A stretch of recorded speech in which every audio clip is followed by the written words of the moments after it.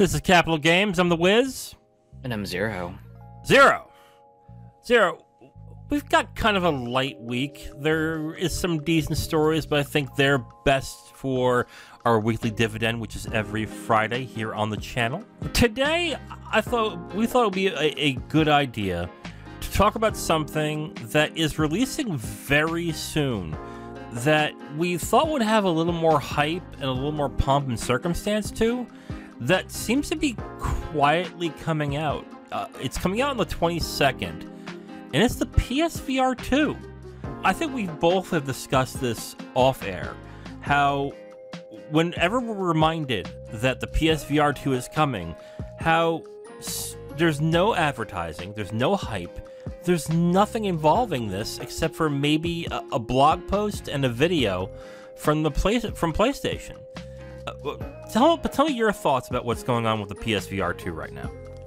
I imagine that Sony's probably measuring their metrics based on the pre-order emails that they've sent out. I know they sent me an email out back in November saying, hey man, just you're eligible to pre-order a PSVR2. Just pre-order right away and we will charge you when it comes time and all this other good stuff. And I assume most people probably got the pre-order email right around November as well too. And they probably use that email as a sort of measure for metrics and everything. And I presume they're desperate to try to drum up attention for it because I believe it was yesterday I got an email from Sony again saying, hey, did you know you're still eligible to pre-order the PSVR2? Pre-order today and we'll try to get your kit out to you by the time frame of February 22nd to the 28th. So, oh wow, so that's the initial launch, isn't it? Yeah. So the initial launch period, and I'm getting like a guarantee that if I were to pre-order sometime now, that I should be able to get it within the launch week. But I assume most people like me have probably looked at the price of $550 for the headset and 2 controllers, or $600 for the headset, controllers, and Horizon Call of the Mountain as a pack-in, as a pretty pricey piece of kit. Yeah, no, absolutely. And when you have that big of a hit when it comes to what a consumer has to pay, the thing that you're going to want with that is to make sure there are a lot of games that are going to be available that people are interested in when it comes to that hardware. Unless it's just a piece of hardware that is so good that everybody wants it, which, although some enthusiasts of VR claim that it is that good of a tech, it's not good enough to pay $600 for, and if you don't have a PS5, to get a PS5 for, which is another $550. That's a little much on there. What do you think the issue is here? Is it solely the price? Or a thought I just had when you were talking was, is this also the fact that the audience for VR is contracting? That it's not as ubiquitous as a format that I think people thought that it was going to be? Because I remember when the first Oculus Rift started coming out, how people thought it was revolutionary and was going to change everything. And it doesn't seem that way, does it? In my personal evaluation, I think it's kind of a situation of price that most people who got into VR were, especially if they got in around PSVR2, they were fine with the $300 price range because that was within striking distance of, say, the first Oculus Quest headset. And especially with that, most people probably saw it as, hey, PlayStation device, trusted brand, it's all good.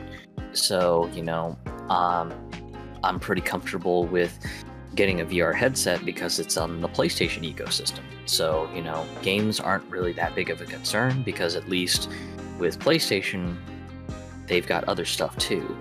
Whereas now you've got people probably on the price conscious side going, whoa, $600.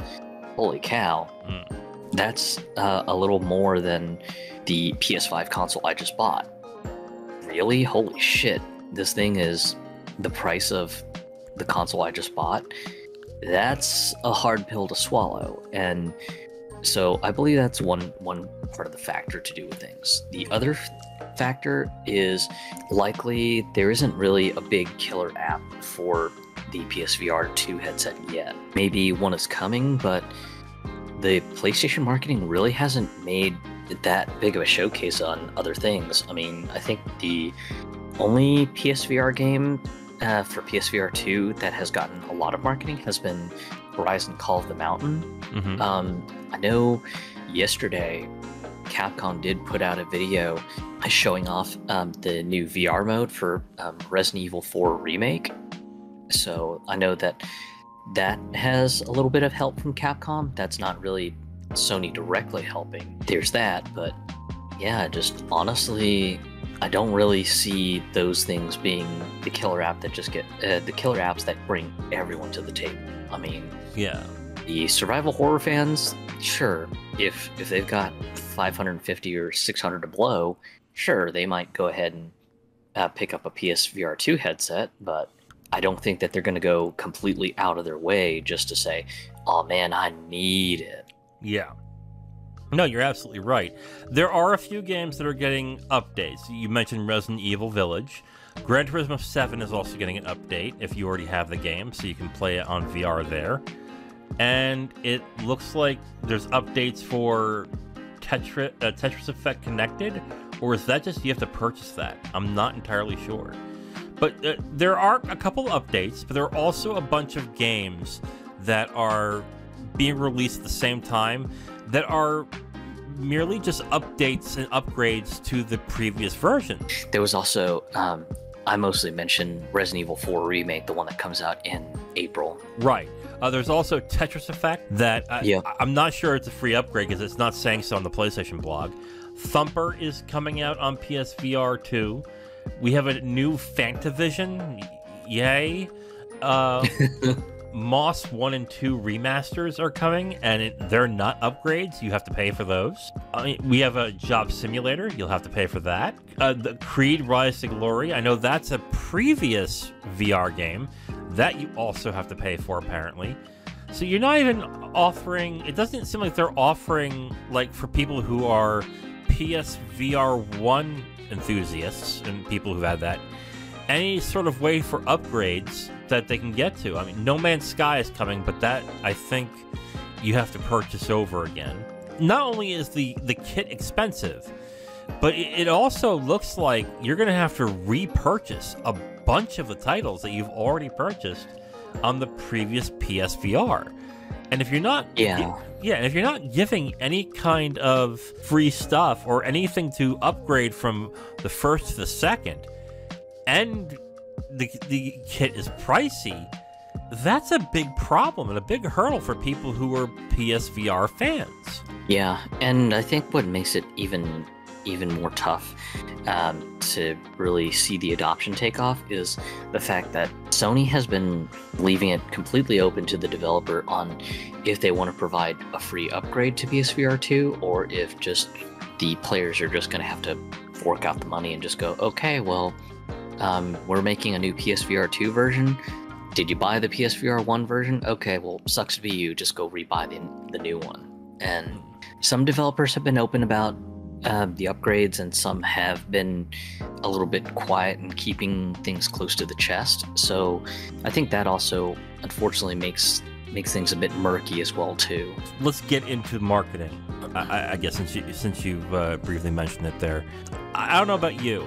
Maybe I'm wrong. I have not seen any ads. I haven't seen any marketing.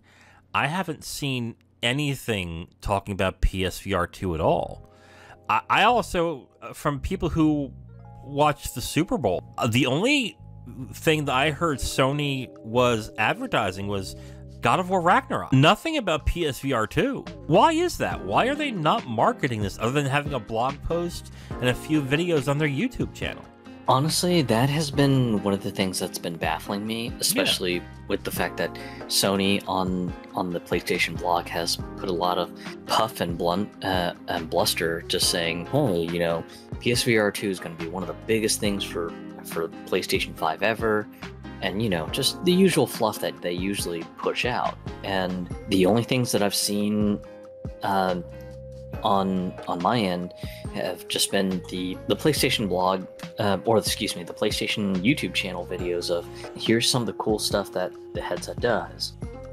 Here's a unboxing from the PlayStation channel on, here's what you get in the box, and then some videos that came out yesterday about, hey, we're going to take apart the headset and show you all the cool stuff that makes the headset work.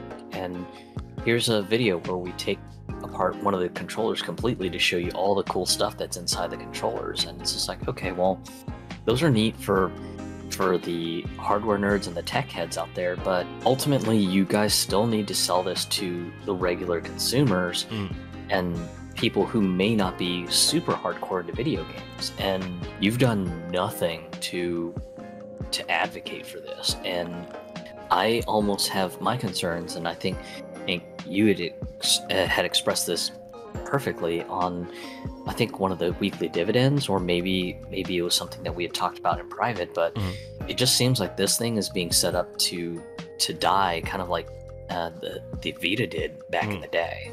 I mean, what they also could be doing, let's be fair a little bit here, what they could also be doing is they're probably going to sell it to the main people that would be interested in it, which would be the early adopters, the ones that were really into VR and really into PlayStation, and they're going to sell it those units, get as much money out of them as they can, and then drop the price when it becomes more, I don't know, equitable for the larger audience, is one way of doing it.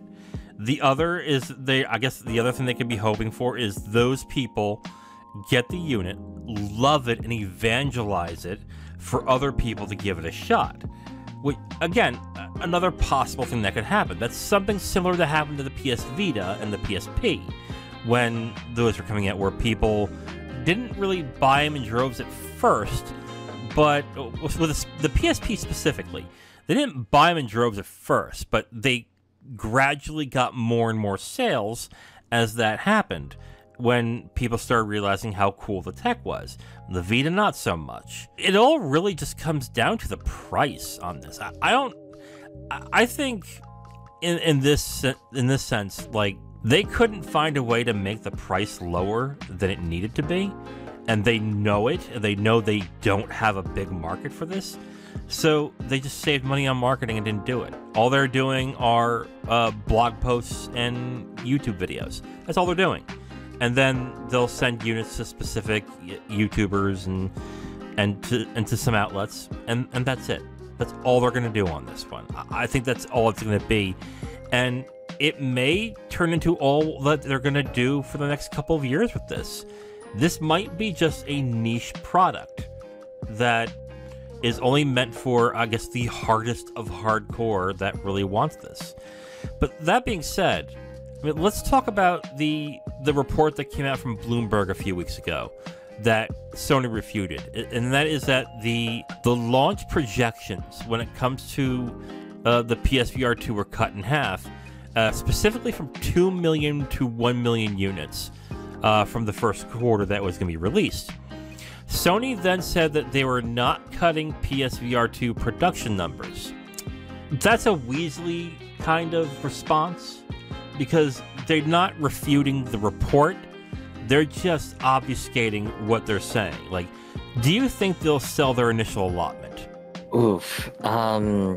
Honestly, I'm not too sure, mostly because of the fact that just, if we're talking 1 million worldwide, maybe, and that's a very strong maybe. But if we're talking like North America wide, I don't think it'll hit 1 million sold in North America. I think the 1 million is worldwide. I think it is. Yeah, so in that case, yeah, maybe 1 million worldwide might be realistic. Maybe. I'd say I'd probably go maybe a little bit more conservative of maybe 500,000, mostly because just it's a $550 to $600 piece of kit, and a lot of people are just kind of looking at it in a sense of, holy shit, this costs as much as the console itself. And And that's not even with regards to taking into account the new pricing structure that some countries got for the PS5 consoles, where now the consoles are anywhere from like the equivalent of 600 US dollars to like 650 US dollars. So I don't even know what the PSVR2 pricing for some of the other regions might be, because yeah, even then that might make it a worse proposition for those people in other countries. Let me give you some stats, okay, that we have here in regards to sales. I'm going to give you two sets of stats. First one is going to be the PS5 unit sales. Right now, it says right here, according to Forbes, that the PS5 has sold 32 million units. Not bad. Not bad. Very good, I should say. That being said, I'm going to give you another set of statistics of sales. This is the Oculus Quest 2, or the Meta Quest 2.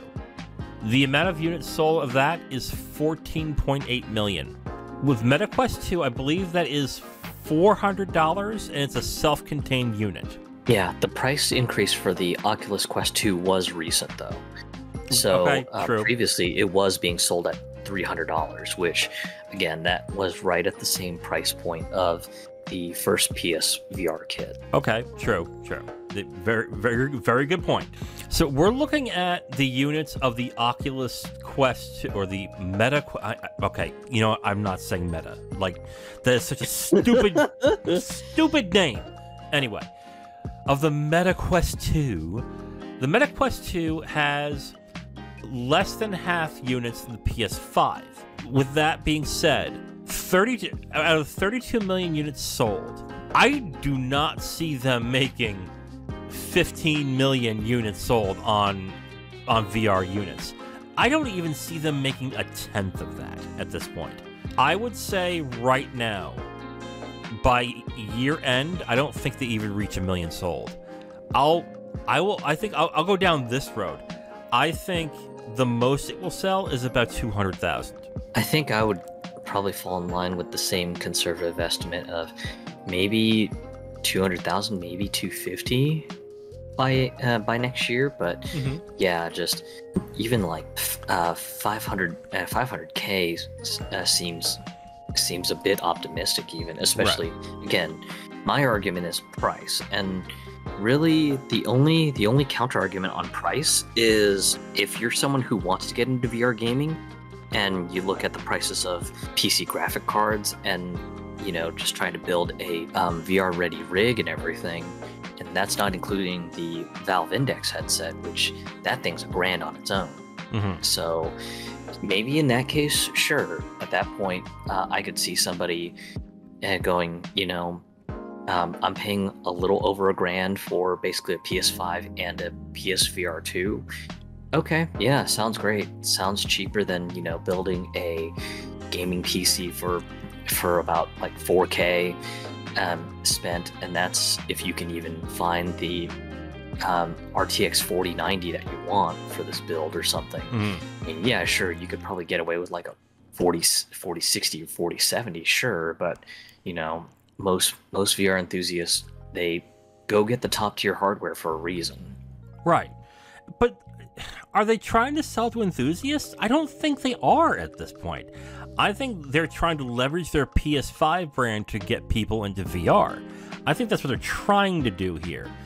But the people who'd be even somewhat interested in this, I think, aren't the enthusiasts. The enthusiasts would have gotten the Index or the updated Index or Vive Pro, and they would have that big that hardware to get the bleeding edge graphics, and then they're going to look at the PS5 and the PSVR2 and go, okay, but I have a much more powerful system, and I have this VR set. I'm going to use that because it's going to give me. I mean, this is definitely not going to be something for anyone who's already established with a gaming PC and can potentially do VR.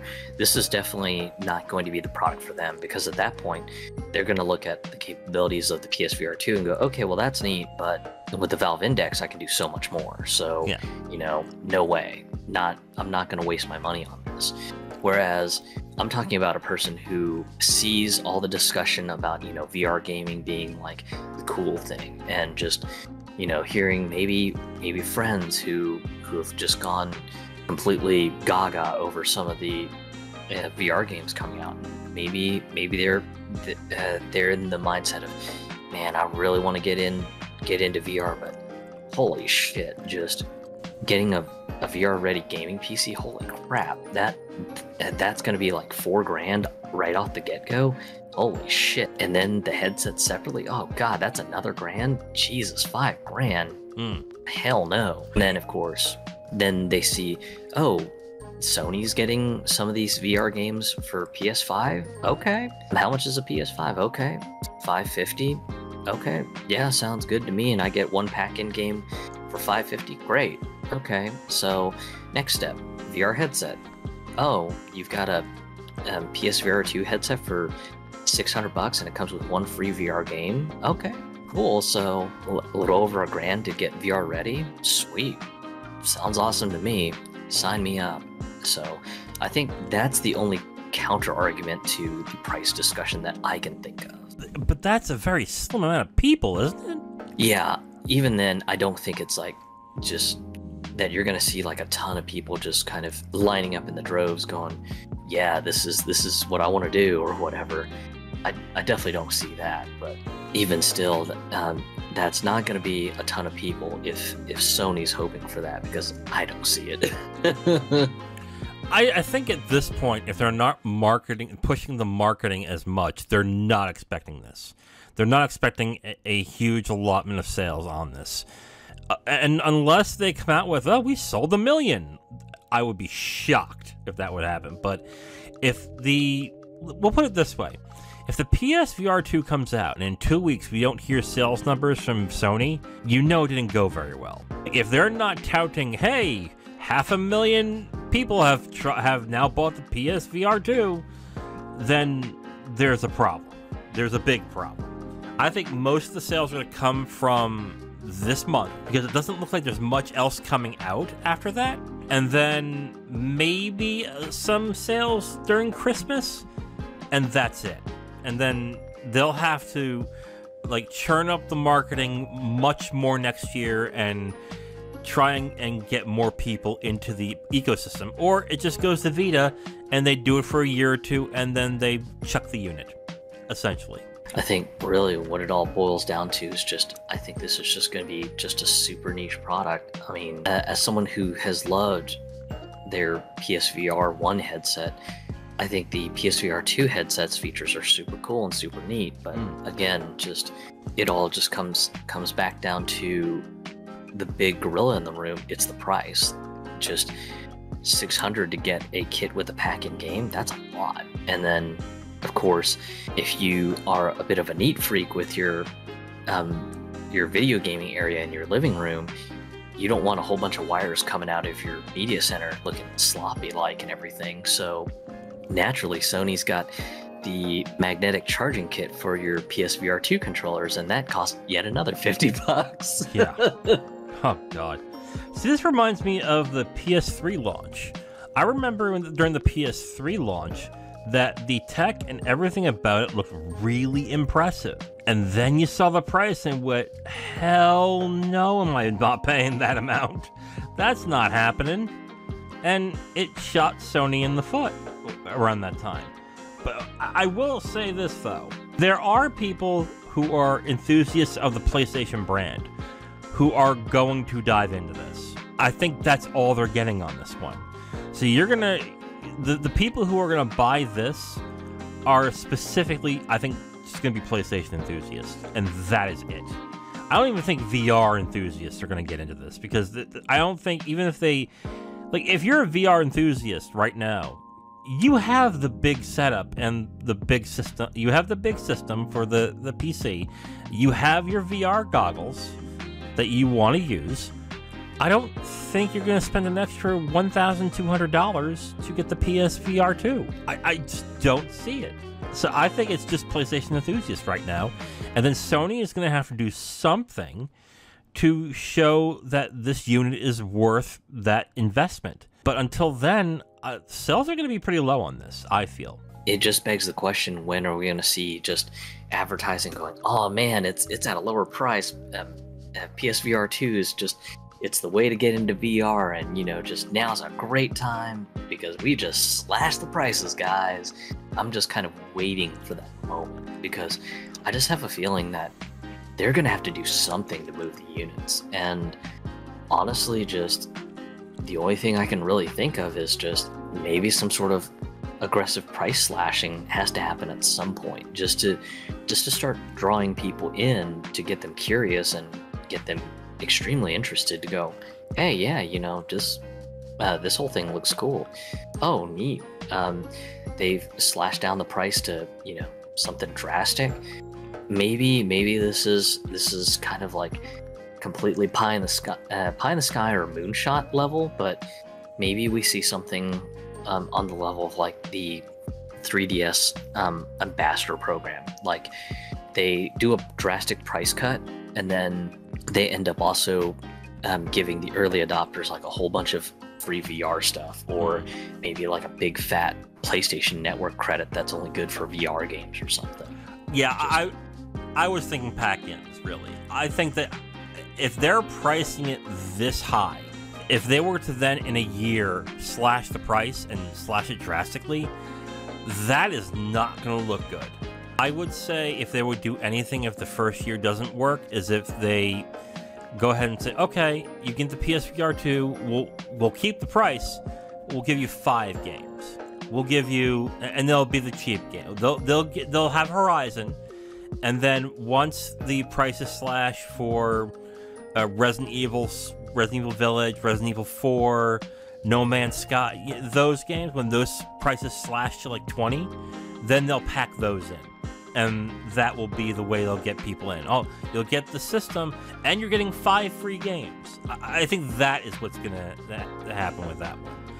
Yeah, I mean, a major pack-in kit would probably be more realistic than like a major price cut or something. Yeah, Sony is not in the price cut, doing price cuts right now, and they're also not a type of company like Nintendo, where they would say, yeah, we know you're the early adopters and we had to slash our price, so here's something extra for being so loyal. No, Sony ain't like that. Sony's not going to be. Yeah.